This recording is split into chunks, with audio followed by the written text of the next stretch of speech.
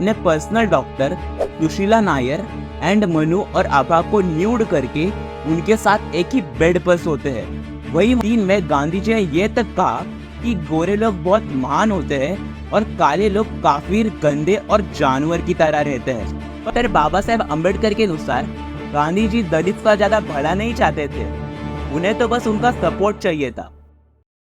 महात्मा गांधी, जिन्हें हमारे देश का फादर ऑफ नेशन भी कहा जाता है, पर क्या सच में गांधी जी ये फादर ऑफ नेशन का टाइटल डिजर्व करते भी थे या नहीं? अगर हम आज के पॉलिटिक्स में देखें तो गांधी जी की इमेज ना एक बहुत ही कॉम्प्लिकेटेड सी है। बहुत से लोग उन्हें एक अच्छा लीडर मानते हैं, वही कई सारे लोग उन्हें हेट भी करते हैं।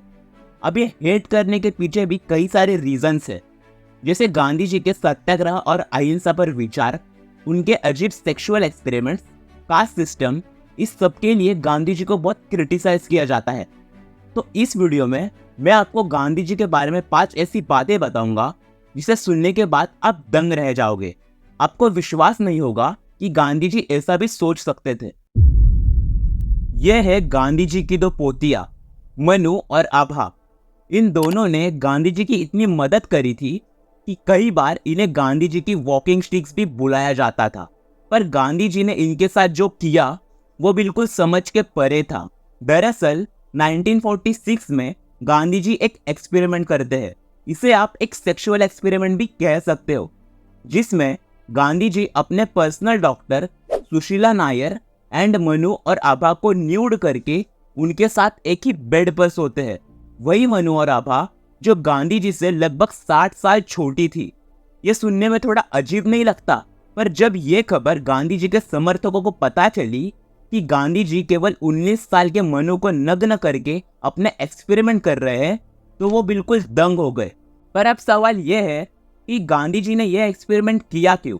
1906 में जब गांधी जी डिसाइड करते हैं कि वो अपना आगे का जीवन ब्रह्मचारी होकर बिताएंगे, इसीलिए वो अगले 40 साल तक किसी भी सेक्सुअल एक्टिविटी में इन्वॉल्व नहीं होते हैं। वो इस एक्सपेरिमेंट से दिखाना चाहते थे कि उनकी विल पावर कितनी स्ट्रांग है, उनका अपने आप पर कितना सेल्फ कंट्रोल है। क्योंकि गांधी जी के अकॉर्डिंग किसी व्यक्ति की विल पावर तभी स्ट्रांग हो सकती है जब वो न्यूड लड़कियों के साथ सो सके, चाहे फिर वो लड़कियां कितनी भी सुंदर हो। इनफैक्ट आपको एक सिग्मा मेल बनना है। सच में गांधी जी अनबिलीवेबल थे।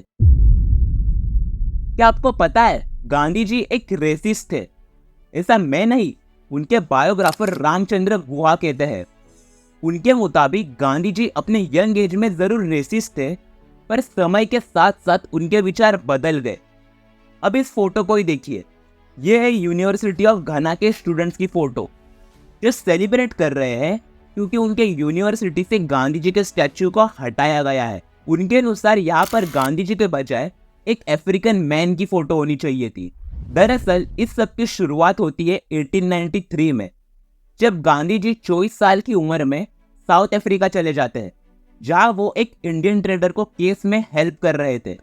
साउथ अफ्रीका में गांधी जी ने 21 साल बिताए और उसी साल वो एक ट्रेन में ट्रैवल कर रहे थे और उसी ट्रेन से उन्हें बाहर फेंक दिया जाता है, ये कहकर कि वो काले हैं और वो ट्रेन सिर्फ गोरे लोगों के लिए बुक्ड है।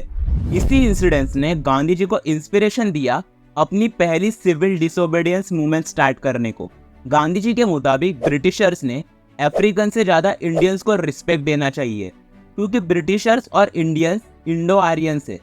जब गांधी जी वापस इंडिया आए तब उन्होंने कहा कि साउथ अफ्रीका के गोरे लोगों ने उनका अपमान किया, यह कहकर कि वो काले हैं, और इसके अलावा उन्हें कई अपशब्द भी दिए गए। 1903 में गांधी जी ने यह तक कहा कि गोरे लोग बहुत महान होते हैं और काले लोग काफिर, गंदे और जानवर की तरह रहते हैं।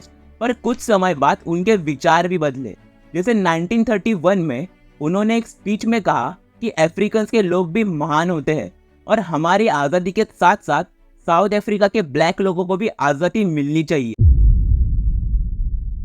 डॉक्टर बाबा साहेब अम्बेडकर के अनुसार गांधी जी दलित का ज़्यादा भला नहीं चाहते थे, उन्हें तो बस उनका सपोर्ट चाहिए था। अब ऐसा नहीं कि गांधी जी ने दलितों के लिए कुछ किया ही नहीं, उन्होंने ज़रूर छुआछूत और अनटचेबिलिटी जैसी चीज़ों को हटाने की कोशिश की, पर वो कास्ट सिस्टम को बिल्कुल हटाना नहीं चाहते थे। उनके मुताबिक कास्ट सिस्टम हिंदू समाज के लिए बहुत ज़रूरी है। जिससे हिंदू समाज की मजबूती बनी रहती है। इसके वजह से हिंदू समाज का जो नेचुरल ऑर्डर है वो बना रहता है। गांधी जी इंटर डाइनिंग और इंटर कास्ट मैरिज के भी खिलाफ थे। डॉक्टर अंबेडकर के मुताबिक Gandhi ji double cider game खेलते थे। वो अपने इंग्लिश राइटिंग में कहते थे कि कास्ट सिस्टम को हटाना चाहिए, पर गुजराती राइटिंग में वो कुछ अलग ही दावा करते थे। इसीलिए अंबेडकर ने दलित के लिए अलग इलेक्टोरेट्स मांगे, जहाँ पर सिर्फ दलित लोग वोट करके अपना दलित लीडर चुन सके। पर गांधी जी इस चीज के बिल्कुल खिलाफ थे। उनका मानना था कि इसके वजह से हमारा समाज और डिवाइड हो जाएगा। गांधी जी के मुताबिक अगर कोई आपको थप्पड़ मारे तो उसे मारने के बजाय आप अपना दूसरा गाल भी आगे करें। कुछ ऐसी ही थी गांधी जी की नॉन वायलेंस यानी अहिंसा को लेकर थ्योरी। गांधी जी मानते थे कि अहिंसा एक ऐसा खतरनाक हथियार है जो हमें आज़ादी दिला सकता है।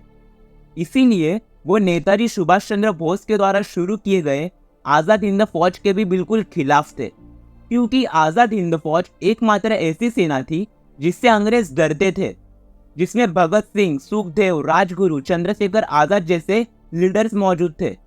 पर गांधी जी का कहना था कि इससे हमारे देश में हिंसा बढ़ सकती है, इसके कारण वो इसके खिलाफ थे।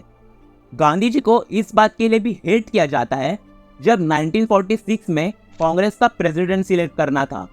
गांधी जी के अनुसार जो प्रेसिडेंट बनेगा उसे ही इंडिया का प्राइम मिनिस्टर अपॉइंट किया जाना था।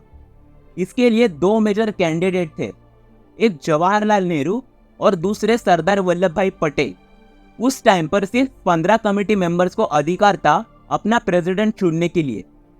29 अप्रैल को वोटिंग होना था।